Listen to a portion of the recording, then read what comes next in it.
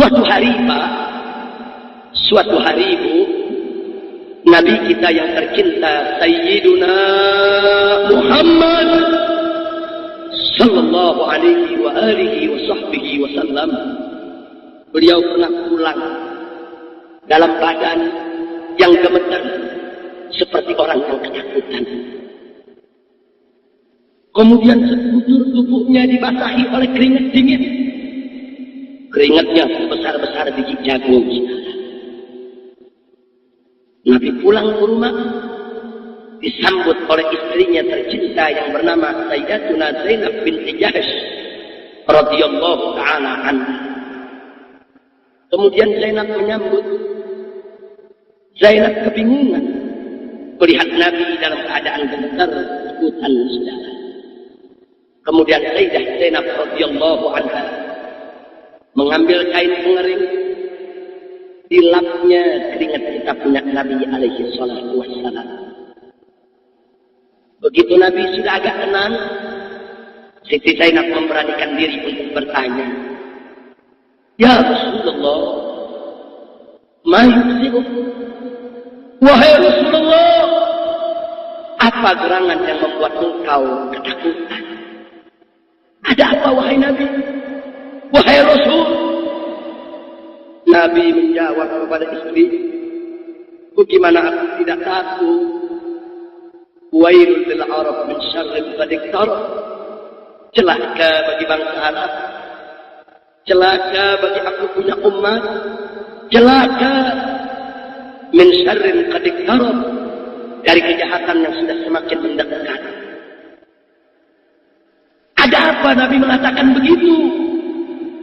Nabi menyampaikan kepada sang istri bahwa nanti umatnya akan ditimpa berbagai macam musibah dan malapetaka. Nabi telah diberikan gambaran oleh Allah, khabarun ilahi, tentang apa yang akan menimpa umatnya di masa yang akan datang. Karena itu, karena cintanya Nabi kepada umatnya, beliau sedih, beliau ketakutan kalau bencana-bencana itu nanti tiba menghampiri beliau punya umat. Tapi ada yang menarik Pak, ada yang menarik. Sayyidah Zainab radhiyallahu ta'ala anha memang seorang perempuan yang cerdas. Beliau langsung dengan tulus dan polos mengajukan pertanyaan kepada Nabi. Apa bunyi pertanyaannya? Ya Rasulullah, anak kuwa minas salihin.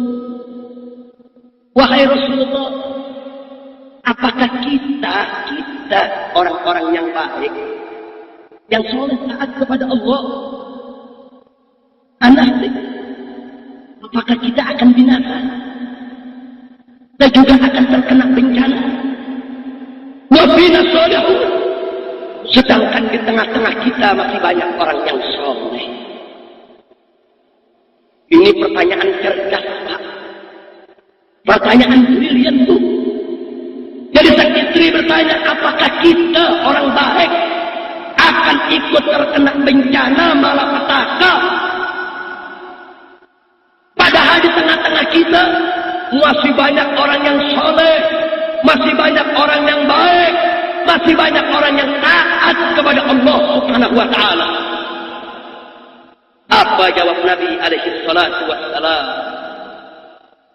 Nabi menjawab dengan jawaban yang singkat tapi padat, ringkas namun jelas. Kata beliau, "Na'am, idza kathural khabath." Ya, kita akan ikut terkena bencana. Kita akan ikut terkena musibah. Idza kathural khabath, jika kebejaan sudah merajalela. Masya Allah, Pak, Bu, Nabi dengan tegas menjawabnya, kita bakal kena bencana.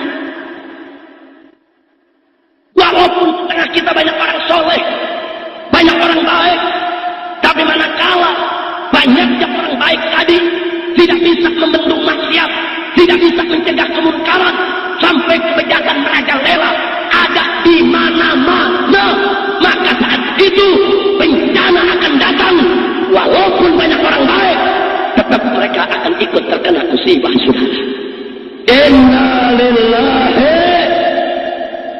wa inna ilaihi raji'un.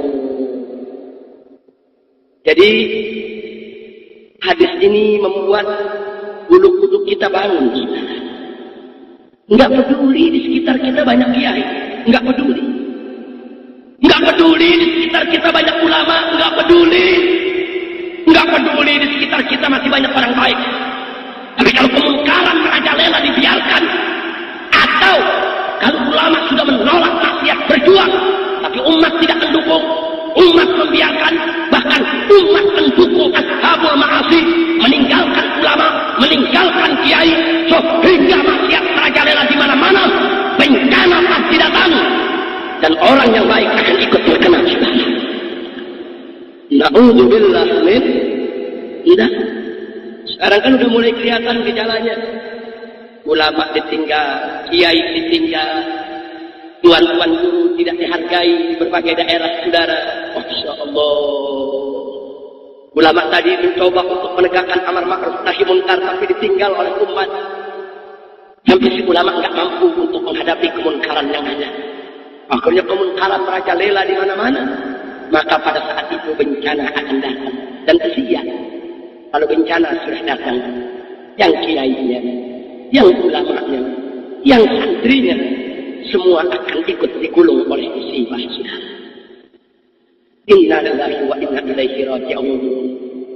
Makanya saudara, dalam satu hadis qudsi Nabi menceritakan suatu ketika Allah pernah memerintahkan malaikat Jibril alaihi salam. Apa kata Allah? Ya Jibril, ikhlif madinata kada wa kada. Hai Jibril, hancurkan kota yang ini dan hancurkan kota yang itu. Hancurkan, kebalikan. Kemudian Jibril alaihi salam melaksanakan perintah Allah. Dihancurkan kota-kota yang diperintahkan oleh Allah untuk menghancurkannya. Akhirnya tibalah Jibril kepada suatu kota yang Jibril berhenti, nggak berani menghancurkannya. Kenapa? Karena dalam kota tersebut masih ada seorang soleh. Kemudian Jibril menahan diri kembali kepada Allah untuk melapor saudara. Dan Allah Maha mengetahui, tanpa laporan Jibril pun Allah tahu apa yang membuat Jibril menahan diri saudara. Jibril menyampaikan, ya Rabb, inna fi madinata kada abduka lam yaksika qattun. Ya Allah, wahai Tuhanku, sesungguhnya di kota yang satu ini, yang aku nggak berani menghancurkannya, di dalamnya terdapat abduka, seorang hambamu, lam yaksika qattun, yang tidak pernah maksiat kepadamu sesaat pun. Ini orang soleh, dia nggak pernah maksiat. Apa harus aku hancurkan juga itu kota? Sedangkan itu orang soleh masih ada di dalamnya. Apa jawab Allah dalam hadis qudsi tadi? Ya Jibril, wahai Jibril, hambaku yang soleh itu memang dia soleh. Akan tetapi kata Allah, fa innahu lam yatama'al fiyya qattun. Tapi orang tersebut wajahnya tidak pernah berubah tatkala hukumku dilanggar di hadapannya. Insyaallah. Allah menyampaikan kepada Jibril, betul, itu hamba memang soleh, tapi tatkala ada maksiat di hadapan dia, ada kemungkaran di hadapan dia, hukumku dilanggar di hadapan dia, jangankan untuk mencegah, wajahnya pun tidak berubah. Dia tidak peduli. Al-Imam Al-Habib Abdullah bin Ansi Al-Haddad radhiyallahu ta'ala anhu dalam kitab An-Nasaih Ad-Diniyah wal Wasaya Al-Imaniyah menukilkan satu riwayat yang bersumber dari Siti Aisyah radhiyallahu ta'ala anha, di mana diceritakan dalam riwayat tersebut bahwa dulu suatu ketika Allah pernah menghancurkan satu negeri, padahal di dalam negeri tersebut ada 18.000 orang soleh. Bahkan dalam riwayat tadi yang dinukilkan oleh Al-Habib Abdullah bin Alwi Al-Haddad disebutkan 18.000 orang soleh tersebut a'maluhum ka'amalil anbiya, amal perbuatan mereka, ibadah mereka seperti amal perbuatan dan ibadah para nabi. Tapi tetap dihancurkan oleh Allah. Kenapa? Karena maksiat merajalela. 18.000 orang soleh tadi tidak mampu untuk membendung maksiat yang ada, saudara. Kemungkaran di mana-mana, kezaliman di mana-mana, kemaksiatan di mana-mana. 18.000 itu sudah angkat tangan, tidak mampu, saudara. Akhirnya Allah yang turun tangan untuk menghancurkan negeri tersebut. Dan akhirnya 18.000 orang soleh ikut terkena bencana. Saudara, kalau kita buka satu persatu riwayat dalam kitab-kitab Ahlus Sunnah wal Jamaah, cukup sudah dalil buat kita betapa erat hubungan antara musibah dengan maksiat. Maksiat menjadi penyebab, musibah menjadi akibat. Jadi kalau kita tidak mau dapat musibah, stop dulu sebabnya, saudara. Jangan apa, tingkatkan iman takwa kita kepada Allah. Stop segala bentuk maksiat. Jangan ada yang berjudi, jangan ada yang berzina, jangan ada yang menenggak minuman keras, jangan ada yang mengkonsumsi narkoba dan ekstasi.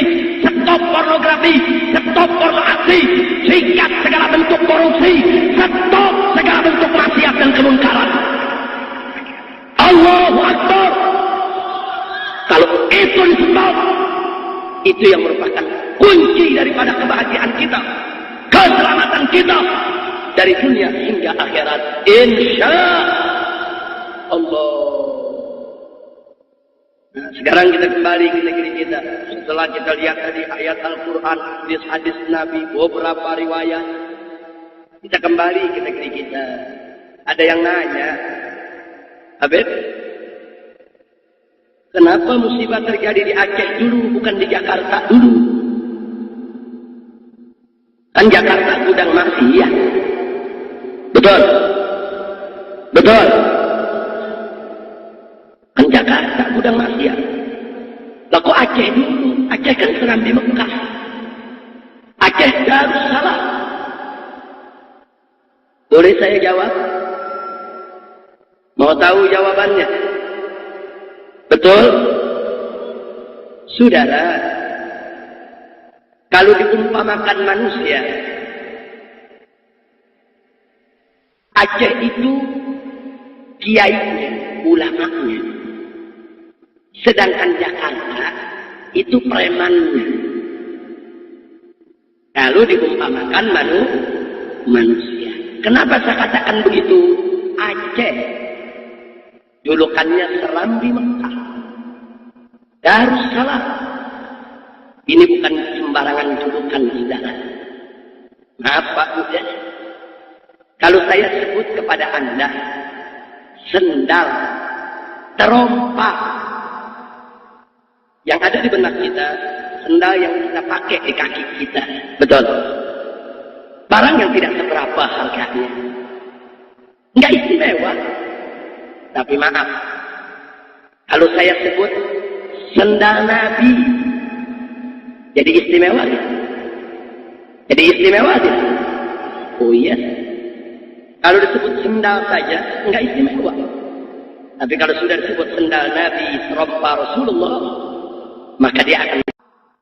Yang ada di benak kita, sendal yang kita pakai di kaki kita, betul?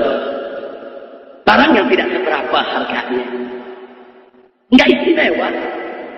Tapi maaf, kalau saya sebut sendal Nabi, jadi istimewa ya? Jadi istimewa ya? Oh iya. Kalau disebut sendal saja, enggak istimewa. Tapi kalau sudah disebut sendal Nabi, serompa Rasulullah, maka dia akan menjadi istimewa. Begitu juga kalau saya sebut unta. Kalau disebut unta, binatang. Binatang. yang tidak memiliki akal yang sempurna seperti manusia. Hanya seekor binatang. Mungkin kita lihat tidak istimewa. Tapi kalau kita sebut unta Nabi, jadi istimewa tidak? Yang bikin istimewa apa? Oh iya. Jadi kalau dalam bahasa Arab itu ada mudhaf dan mudhaf ilaih. Jangan lupa itu. Itu mudhaf ilaih itu bisa mengangkat derajat mudhafnya, saudara. Nah begitu juga Aceh. Kalau Aceh disebut Serambi, enggak istimewa. Kalau Aceh disebut Serambi Sumatera, enggak istimewa. Kalau Aceh disebut Serambi Indonesia, enggak istimewa. Tapi begitu Aceh disebut Serambi Mekah, ini amanat berat di pundak Aceh, saudara. Aceh menjadi istimewa. Julukan Serambi Mekah itu nggak boleh dipermainkan, nggak boleh disederhanakan, saudara. Itu menjadi satu amanat di mana Aceh harus betul-betul selalu dijaga daripada segala kekotoran maksiat. Betul. Aceh istimewa, saudara. Makanya Aceh saya ibaratkan ulama, kiai. Kalau Jakarta preman. Jakarta nggak disebut Serambi Mekah, sudah. Nggak ada Jakarta disebut Serambi Madinah. Tidak. Nah, lalu kenapa saya umpamakan Aceh kiai, Jakarta preman? Nah, sekarang saya mau tanya. Kalau kiai buat dosa, preman buat dosa, yang mana dosa si gedean? Ayo jawab yang jujur, yang mana dosanya gedean? Jadi kalau dihukum yang mana? Preman dulu atau kiai dulu? Kiai dulu, saudara. Kiai dulu yang dihukum. Betul? Sekarang mari kita lihat. Jakarta preman, Aceh kiai. Sama-sama banyak maksiat. Aceh dulu dikepung. Loh apa di Aceh ada maksiat? Habis. Mari kita buktikan. Aceh. Bangsa Indonesia sudah puluhan tahun merasakan kemerdekaan. Kita bisa tertawa, gembira, senang. Tapi Aceh selama puluhan tahun tidak pernah merasakan kegembiraan tersebut. Di zaman Orde Lama, Aceh dikejar, dituduh sebagai pemberontak. Di zaman Orde Baru, tahun 80-an, diberlakukan operasi militer di Aceh. Ribuan masyarakat Aceh menjadi korban. Dan di era reformasi, perang tetap bergejolak di Aceh, di Banten. Coba kita lihat, ada apa dengan Aceh? Saudara, Tentara Nasional Indonesia dengan gerakan Aceh Merdeka yang dikenal dengan istilah TNI dan GAP, puluhan tahun diadu di Aceh, saling serang, saling tembak, saling bunuh satu sama lainnya di Banten. Saya tidak terlalu simpati kalau GAM perang dengan TNI. Kenapa? GAM punya senjata, TNI punya senjata. Perang berimbang, saudara. Mati di kedua belah pihak biasa. Perang pasti ada korban yang mati dari kedua belah pihak. Tapi yang mengiris hati, saudara, bagaimana nasib rakyat sipil di Aceh? Yang mereka tidak ikut TNI, dan mereka tidak ikut GAM. Kasihan nasib mereka, saudara. Republik Indonesia mewajibkan kepada orang Aceh untuk membayar pajak. Kalau tidak membayar pajak, mereka dituduh membelot kepada GAM. Mereka akan diseret untuk dihukum, saudara. Begitu juga GAM mewajibkan kepada rakyat Aceh untuk membayar pajak nanggro. Coba-coba orang Aceh tidak bayar, mereka dituduh khianat kepada perjuangan rakyat Aceh. Dan mereka juga akan diseret, saudara, untuk dilaksanakan hukum atas mereka. Kesian, saudara. Kalau mereka bayar itu pajak nanggro kepada GAM, tentara tahu, tentara marah. Kenapa kalian bantu GAM? Dan kalau mereka bayar kepada pemerintah, GAM juga marah. Kenapa kalian bayar kepada penjajah Indonesia? Kesian nasib rakyat. Akhirnya banyak rakyat Aceh yang diculik, yang dibunuh, yang ditembak. Dan makin lama kezaliman itu makin membabi buta, saudara. Bahkan sampai perempuan-perempuan Aceh berapa ratus yang diperkosa, berapa banyak penduduk Aceh yang dibantai, ribuan anak-anak orang Aceh dipaksa menjadi yatim. Ya, Aceh Serambi Mekah dikotori oleh darah kaum muslimin. Darah rakyat yang tidak berdosa, darah rakyat yang tidak tahu apa-apa, saudara. Tidak sampai di situ, orang-orang jahat yang memang tidak suka Aceh dilaksanakan syariat Islam, tidak suka Aceh sebagai Serambi Mekah, mereka buka sepanjang pantai barat Aceh sebagai tempat wisata maksiat, saudara. Pantai barat Aceh mulai dari Banda Aceh sampai Melabu, hampir 300 km panjangnya, saudara. Di mana-mana tempat wisata maksiat, mereka gelar di sana. Ada tari pantai, pornografi, porno aktif, pelacuran, kedai-kedai Arab. Mereka bawa perempuan-perempuan dari luar Aceh untuk mengotori Aceh dalam pelacuran. Oh, nggak sampai di situ, Aceh dirubah dari Serambi Mekah menjadi padang ganja, saudara. Oh, sampai di situ, bagaimana dengan ulama Aceh? Bagaimana dengan para habaib dan kiai Aceh? Apa mereka diam? Tidak. Para kiai, para ulama, para habaib, para sayyid, mereka naik di atas mimbar. Mulai dari khutbah Jumat lewat mimbangnya, sampai kepada pengajian-pengajian umum. Mereka kritisi TNI, mereka kritisi KAM, mereka berupaya untuk menolak segala kebatilan, membela kaum muslimin yang tertindas di Aceh. Tapi apa yang terjadi? Kalau suara ulama tadi terlalu keras, malam nanti akan ada rombongan bersenjata jemput dia dari rumahnya, saudara. Sudah dijemput, jangan mimpi untuk pulang ke rumah. 2-3 hari yang akan datang, jasnya akan bisa ditemukan di pinggiran sungai atau di tepian pantai di Bandung. Atau bahkan di pinggir hutan. Coba lihat, yang Habib diculik dibunuh, yang Sayyid diculik dibunuh, yang Kiai diculik dibunuh, bahkan sampai rektor Universitas Islam Siakuan, rektor, profesor doktor, saudara, ditembak orang tak kenal di tengah jalan, saudara. Siapa yang melakukan itu semua? TNI mengatakan GAM punya kerjaan, dan GAM balik mengatakan TNI punya kerjaan. Kita tidak tahu siapa yang melakukan itu, saudara. Dan kita tidak bisa menuduh apakah itu TNI, apakah itu GAM, apakah itu pihak ketiga yang sengaja ingin mengadu domba. Hanya Allah yang tahu, saudara. Tapi ingat, kita jangan pikir Allah tidak tahu tentang semua itu, saudara. Ya, kita tidak tahu siapa yang melakukan, tapi Allah Maha tahu siapa yang melakukan itu semua, saudara. Apa kita pikir Allah akan diam? Para habaib, keturunan Rasulullah, diseret, diculik, dibunuh. Apa mereka pikir Allah akan diam?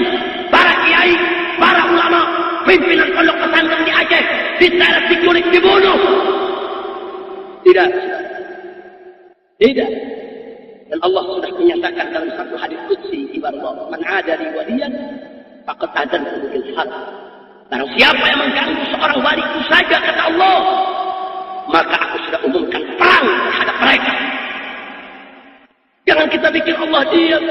Tidak. Allah Maha mengetahui kezaliman apa yang berlaku di Aceh, saudara. Tapi terus Allah ulu. Allah berikan kesempatan kepada masyarakat Aceh untuk menegakkan yang hak. Tapi apa mau dikata? Karena sudah terlalu banyak kiai ulama diculik dan dibunuh. Akhirnya rakyat Aceh tidak berani bicara, sudah. Mereka semua tutup mulut. Mereka semua menjadi masing-masing menyelamatkan diri. Akhirnya amar ma'ruf nahi munkar 10 tahun terakhir tidak lagi ditegakkan di Aceh, sudah. Ya, begitu ulama sudah lepas tangan, begitu umat sudah lepas tangan, tidak ada lagi yang tegakkan amar ma'ruf nahi munkar. Allah yang turun tangan di Aceh, saudara. Allah kirimkan gelombang tsunami di pantai barat Aceh. Dari Banda Aceh sampai Melabu sepanjang 300 km tepian pantai. Semua tempat maksiat rata dengan tanah. Tapi itulah saudara, kalau Allah sudah kirim bala tentaranya, nggak peduli. Akhirnya yang ulama ikut kena, yang santri ikut kena. Ratusan pondok pesantren dihantam, digulung oleh tsunami, saudara. Ada sebuah pondok pesantren di wilayah Lampung dipimpin oleh Kiai Haji Asnawi. Itu santrinya, saudara, belasan ribu. Luar biasa pondok pesantren besar. Dihantam dengan tsunami. Itu yang tersisa hanya Pak Kiai dengan 16 santrinya, saudara. Keluarga Pak Kiai, anak menantu, cucu, semua digulung. Tidak ketahuan entah kemana mayat mereka, saudara. Belasan ribu santri semua digulung. Bahkan sampai pondok pesantren, tanda patok tanahnya pun hilang semua, lenyap digulung tsunami. Saudara, karena kalau sudah datang nggak peduli mau kiai apalagi bajingan. Nggak ada itu tsunami nanya mana rumah kiai, nggak ada. Kalau bencana sudah datang, bencana akan mengenai siapa saja. Kami saksi mata. Saya bawa 1.300 laskar front pembela Islam ke Aceh sehari pasca tsunami. 4 bulan pertama kami kerja, saudara. 4 bulan pertama kami kerja, lebih dari 60.000 mayat kami evakuasi. 4 bulan, 60.000 mayat. Dan itu belum selesai. Kami duduk sampai 1 tahun di Aceh. Mayat tiap hari masih bisa kami temukan. Kami lihat dengan mata kepala kami sendiri. Ribuan mayat bayi yang tidak berdosa berserakan. Berserakan di jalanan, di selokan, di sawah, di rumput, di sungai, di semak-semak. Apa dosa bayi ibadah Allah? Kullu mauludin yuladu ala fitrah. Setiap anak yang dilahirkan ke atas muka bumi ini dalam keadaan suci. Tapi coba lihat, kesian. Bayi yang tidak berdosa sekalipun digulung oleh tsunami. Saudara, kalau kiai digulung, santri digulung, bayi yang tidak berdosa digulung, jangan bertanya tentang mereka yang bertikai. Ribuan mayat tentara, ribuan mayat polisi, kami yang kumpulkan. Lengkap dengan senjata mereka, lengkap dengan granat, amunisi dan peluru mereka. Ribuan mati di mana-mana. Dan kami masih temukan lagi pasukan-pasukan bersenjata yang tidak dikenal, lengkap dengan senjata dan amunisi. Kemana mereka saat tentara Allah datang? Mana senjata mereka? Mana granat mereka? Mana amunisi mereka? Mana panser mereka? Apa mereka punya kekuatan untuk menolak datangnya tentara Allah? Tidak. Allahu Akbar. La haula wa la quwwata illa billahil aliyyil azim. Kekuatan Allah sudah. Panser-panser tentara itu hantam gelombang tsunami. Itu terbuat dari baja Israel. Coba lihat. Tapi itu tadi, saudara, kalau Allah sudah turun tangan, kesian. Yang baik itu tenang. Tapi mudah-mudahan, sebagaimana tadi sudah kita ungkap, musibah yang menimpa orang-orang baik tersebut akan menghapuskan segala dosa mereka, meninggikan derajat mereka di sisi Allah, dan menjadi penyebab turunnya rahmat akan mereka masuk ke dalam surganya Allah. Amin ya Rabbal Alamin.